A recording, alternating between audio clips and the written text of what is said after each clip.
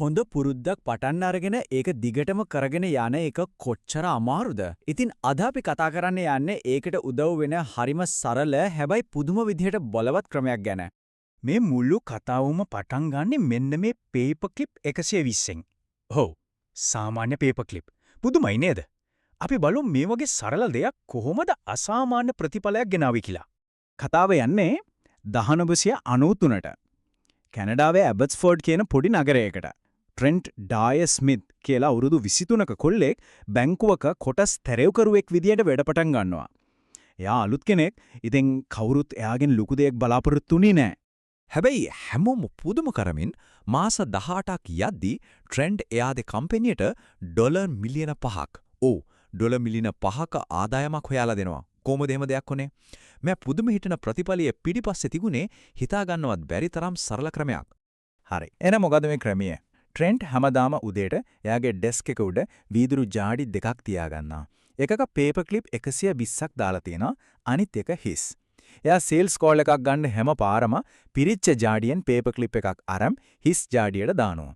එයාගේ දවසේ ඉලක්කය තමයි පේපර් ක්ලිප් 120ම අනිත් පැත්තට මාරු කරනකම් කෝල් ගන්න එක. එච්චරයි. ඇත්තටම ට්‍රෙන්ඩ්ගේ මේ පේපර් ක්ලිප් කතාව කියන්නේ ඊට වඩා ලොකු අදහසක එක උදාහරණයක් විතරයි. මේකට කියන්නේ පුරුදු සටහන් කිරීම නැත්නම් හැබිට් ට්‍රැකින් කියලා. සරලවම කියවොත් Taman යම් පුරුද්දක් කළාද නැද්ද කියලා මැනගන්න පාවිච්චි කරන ක්‍රමයක්. හිතන්න එපා මේක අලුත් දෙයක් කියලා.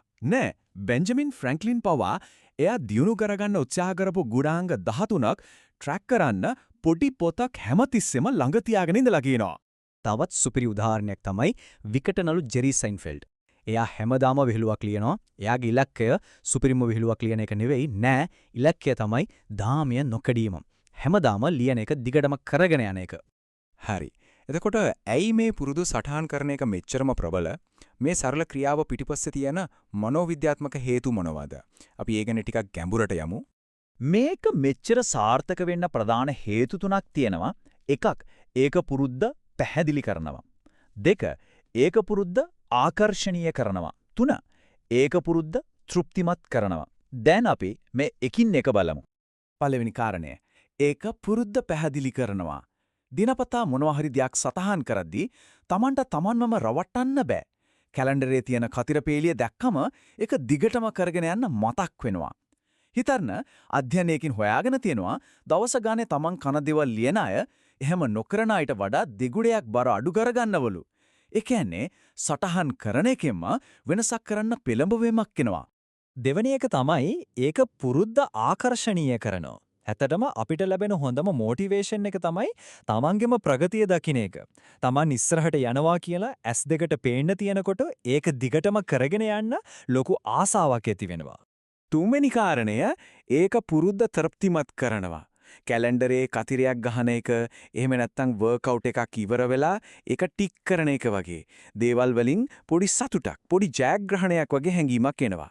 එතකොට අවසාන ප්‍රතිඵලය ගැනම හිත ඉන්නේ නැතුව මේ දවස ගානේ කරන ක්‍රියාවලියට හිත යනවා. හැබැයි ඉතින් මෙහෙම ප්‍රශ්නයක් තියෙනවා. සමහරුන්ට මේ හැමදේම ලියලිය ඉන්න එක ට්‍රැක් කරන එක තවත් වැඩක් බරක් වගේ දැනෙන්න පුළුවන්. එහෙමනම් මේක කරදරයක් කරගන්නේ නැතුව ලේසියෙන්ම කරගන්නේ කොහොමද? ඒකට සරල ටිප්ස් 3ක් තියෙනවා. 1. පුළුවන් හැම වෙලාවෙම මේ මනින එක ඔටෝමේට් කරන්න. 2. අතින් ලියන්නේ Tamanට වැදගත්ම පුරුදු ටික විතරයි, හැමදේම ලියන්න යන්න එපා. 3. පුරුද්ද කරපු ගමම්ම ඒක සටහන් කරන්න. පස්සට දාන්න එපා. මේකට පාවිච්චි කරන්න පුළුවන් සුපිරිම ක්‍රමයක් තමයි හැබිට් ස්ටැකින් කියන්නේ. ඒ කියන්නේ දැනටමත් තියෙන පුරුද්දකට මේ ට්‍රැක් කරන එකත් අමුණනවා. ෆෝමියුලා එක මෙහෙමයි. දැනට කරන පුරුද්දකට පස්සේ මම මගේ පුරුද්ද සටහන් කරනවා. උදාහරණයක් විදිහට සේල්ස් කෝල් එකක් කතා කරලා ඉවර වුණ ගමන් මම පේපර් ක්ලිප් එකක් මාරු කරනවා. එහෙම නැත්නම් ජිම් එකේ සෙට් එකක් කරලා ඉවර වුණ ගමන් මම ඒක පොතේ ලියනවා. හරි. දැන් අපි හැමදේම හරියට කළත් ජීවිතය කියන්නේ අපි හිතන විදිහටම යන දෙයක් නෙමෙයිනේ. දවසක් දෙකක් මගහැරෙන්න පුළුවන්, අපේ දායමය කැඩෙන්න පුළුවන්, කවුරුත් පරිපූර්ණ නෑ. ඉතින් එහෙම වුණොත් මොකද කරන්නේ? කොහොමද ඉක්මනට ආයෙත් පාරට වැටෙන්නේ? මෙතනදි මතක තියාගන්න ඕන වැදගත්ම එකම නීතිය තමයි මේ. කවදාවත් දෙපාරක් පිට මඟ හරින්න එපා. හිතන්න, එක දවසක් වර්ක්අවුට් එක මිස් වෙන එක කියන්නේ ඇක්සිඩන්ට් එකක්. ඒත් දවස් දෙකක් පිට මිස් වෙනවා කියන්නේ අලුත් නරක පුරුද්දක් පටන් ගත්තා වගේ වැඩක්. මතක තියාගන්න පළවෙනි වැරද්දෙන් කවුරුත් විනාශ වෙන්නේ නැහැ. විනාශය එන්නේ ඒ වැරද්ද දිගින් දිගටම කරන එකෙන්. ඒ කියන්නේ සමහර වෙලාවට දිනනවට වඩා වැදගත් වෙන්නේ පරදින්නේ නැතුව ඉන්න එක. චාලි මංග කියනවා වගේ සංයුක්ත වීමේ පළවෙනි නීතිය තමයි ඒකට අනවශ්‍ය විදියට බාධා නොකරන එක. ඒ කියන්නේ හිතට හරි නැති දවසක කරන විනාඩි 5ක වර්කවුට් එකක් වුණත් ඒකෙන් තමන්ගේ ප්‍රගතිය බිඳුවට වැටෙන්නේ නැතුව බේරගන්නවා. හරි. දැන් අපි මේ ක්‍රමයේ තියෙන අන්තිම හැබැයි ගොඩක් අය අහුවෙන උගුලක් ගැන කතා කරමු. ඒ තමයි වැරදි දේ මනින එක. මේකට කියන්නේ ගුඩ්හාර්ට්ගේ නියමය කියලා. සරලවම කිව්වොත් මිනුමක් අපේ ඉලක්කය බවට පත් වුණාම ඒක තවදුරටත් හොඳ මිනුමක් වෙන්නේ නැහැ. මොකද අපි මනින දේට තමයි අපේ සම්පූර්ණ අවධානය යොමු කරන්නේ. මේකේ තියෙන අවදානම තමයි අපි වැරදි දෙයක් මනින්න පටන් ගත්තොත් අපි අවසානයේදී වැරදි දේවල් කරනවා. උදාහරණ බලන්න. ඇත්තටම වටිනා වැඩක් කරනවට වඩා වැඩ කරපු ගාන ගැන හිතන එක. සෞඛ්‍ය සම්පන්නව ඉන්නවට වඩා දවසට පියවර 10000ක් ඇවිදින එක ගැන විතරක් හිතන එක. එළමන් නැත්තම් ඇත්තටම ඉගෙන ගන්නවට වඩා විභාගේ පාස් වෙන එක ගැන විතරක් හිතන එක. අපි මනින දේ තමයි අපේ හැසිරීම තීරණය කරන්නේ. හරි. එහෙනම් මේ කතාවෙන් අපි ඉගෙනගත්ත ප්‍රධාන දේවල් ටික මතක් කරගමු. 1. තමන්ගේ ප්‍රගතිය ඇහැට පේන විදිහට සටහන් කරන්න. 2. පුරුදු දායමේ කඩන්න එපා. 3. අතපසු වුණොත් කවදාවත් දෙපාරක් පිට අතපසු කරන්න එපා. අන්තිම සහ වැදගත්ම දේ තමන් මනින්නේ නිකම්ම ඉලක්කමක් නෙවෙයි ඒ පිටිපස්සේ තියෙන ඇත්තම අරමුණ බවට වග බලා ගන්න. අවසාන වශයෙන් පොඩ්ඩක් හිතලා බලන්න.